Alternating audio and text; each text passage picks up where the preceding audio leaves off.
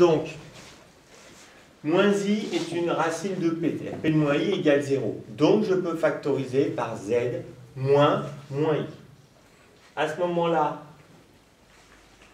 le deuxième terme sera bien sûr un terme de degré 2, puisque les z fois z2 doit donner z3, les degrés s'ajoutent. Et donc, par identification des facteurs, c'est la méthode.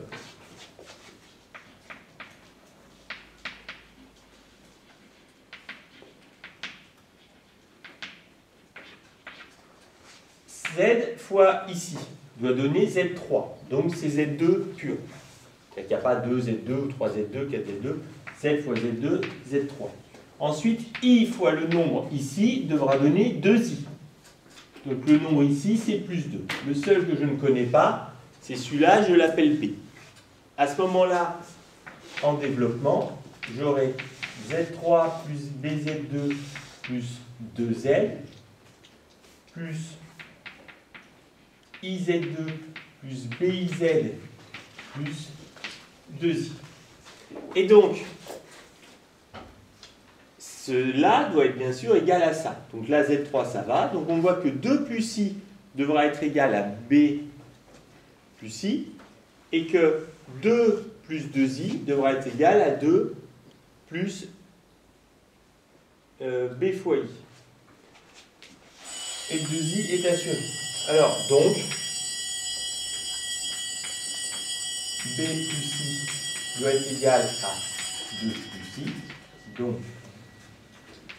B égale 2. À la limite, je peux vérifier ici. 2Z plus 2IZ, ça me fait bien ça.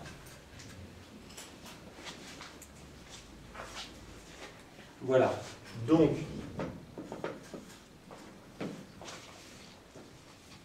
voilà. Je peux donc dire,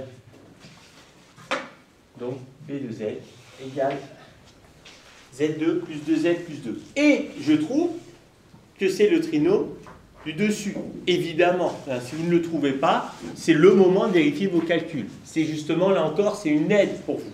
Tous les calculs étaient téléphonés. Il était évident que la valeur en moins i, c'était 0. Il était évident que quand vous factorisiez, vous allez retomber sur celui du dessus.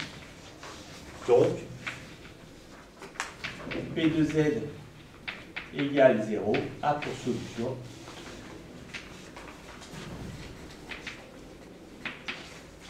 Moins I.